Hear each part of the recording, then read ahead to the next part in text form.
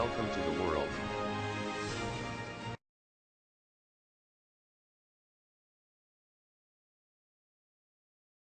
It was once famously quoted by the celebrated poet Samuel Taylor Coleridge that I wish our clever young poets would remember my homely definitions of prose and poetry, that is, prose is words in the best order and poetry is the best words in the best order. Such was the impact of poets on culture from around the 16th century to late 19th century. Poets all over the world were inspired to write subtle pieces that captured the concentrated emotions of mankind and released them right at the moment when the reader reads by the carefully crafted verses. Poets didn't limit themselves to the common day-to-day activities but even covered themes like war, corruption, and many more. Today, these poems are considered a valuable artwork and their manuscripts well preserved to preserve their integrity in depicting human virtues and responses through the power of language.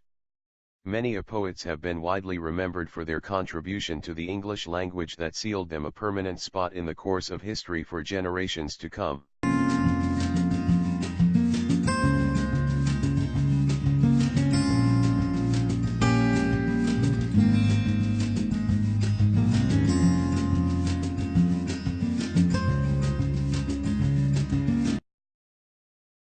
Maya Angelou.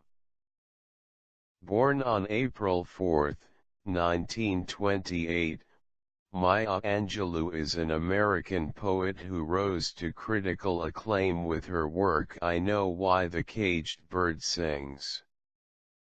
She has published numerous autobiographies, essays, and poems mainly focusing on race and identity. In her literary life spanning for over 50 years she has received many awards and a litany of honorary degrees from across the world for an outstanding contribution to political ideas and standpoints through her works. She is the most famous among the modern-day contemporary writers.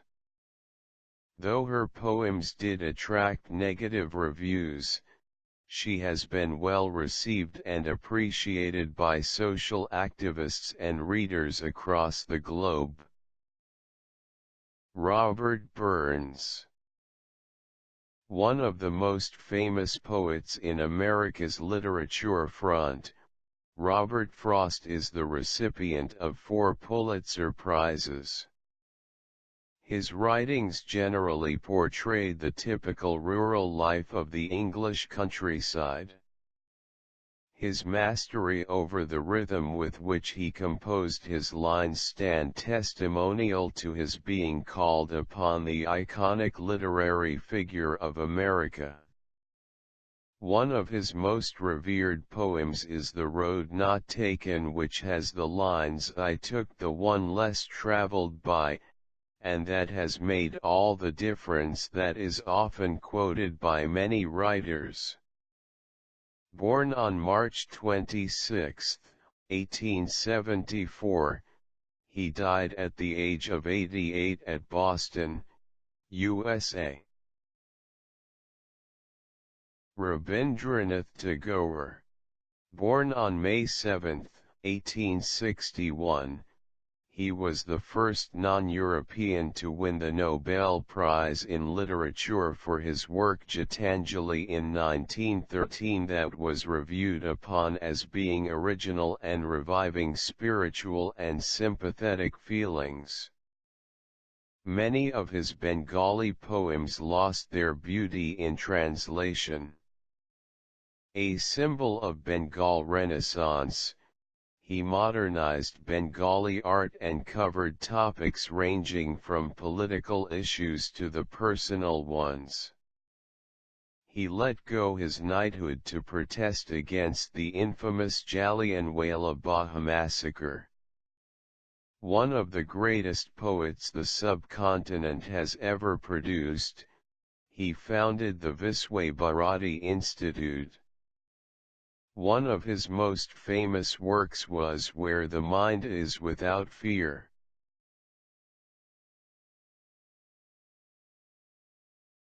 Lord Byron was born on January 22, 1788. He was a prolific writer and is best known for his work Don Juan. He was active in politics and resented his competitors by his literary works. He is one of the most lauded poets of Britain, although his personal life was black-marked by scandals and credit issues. He became a part of the popular culture in his time.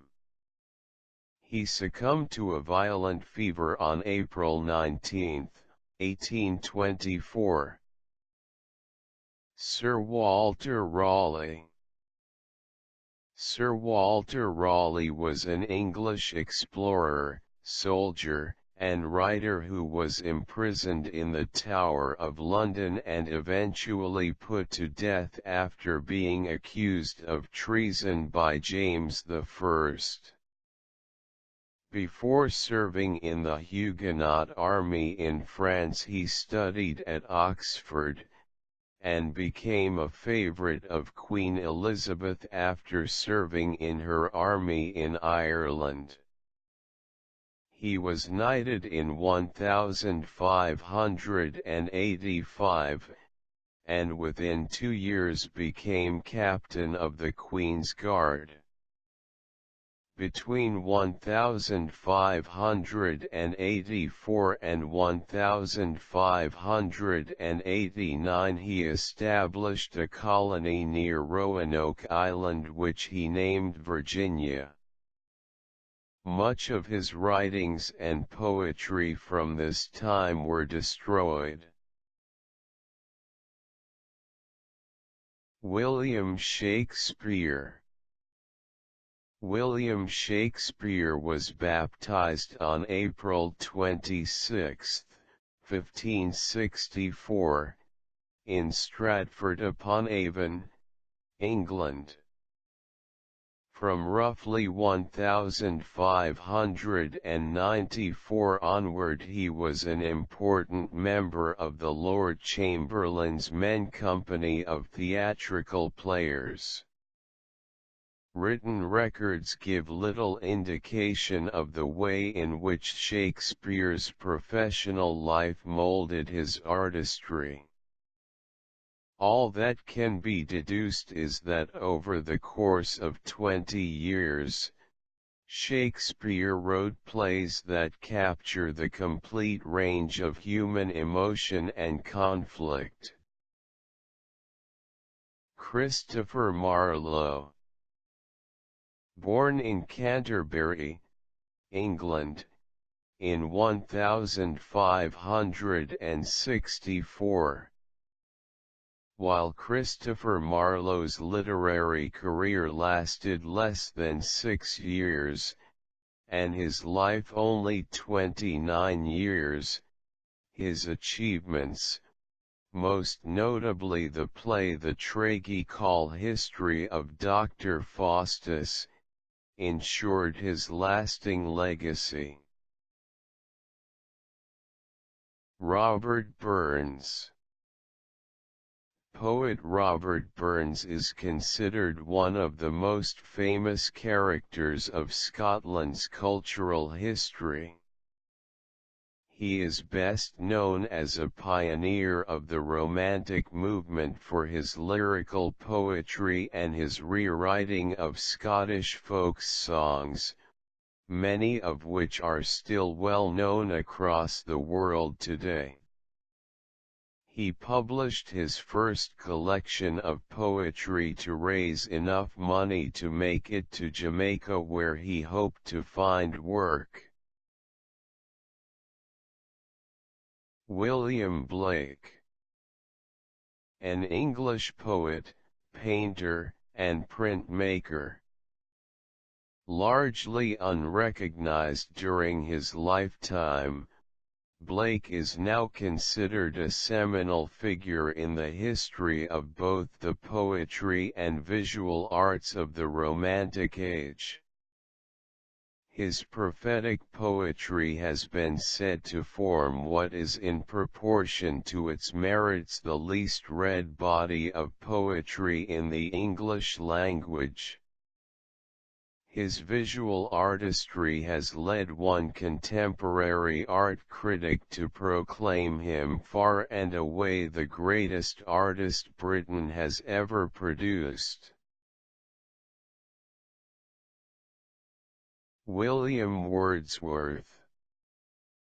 William Wordsworth was born April 7, 1770, in Cockermouth, Cumberland, to John and Anne Cookson Wordsworth, the second of their 5 children. His father was law agent and rent collector for Lord Lonsdale, and the family was fairly well off. After his mother's death in 1778 he was sent to Hawkshead Grammar School, near Windermere. In 1787 he went up to St. John's College, Cambridge. He enjoyed hiking, during the long, i.e., summer, vacation of 1788 he tramped around Cumberland County. 2 years later went on a walking tour of France, Switzerland, and Germany, and in 1791, after graduation, trekked through Wales. His enthusiasm for the French Revolution took him to France again in 1791.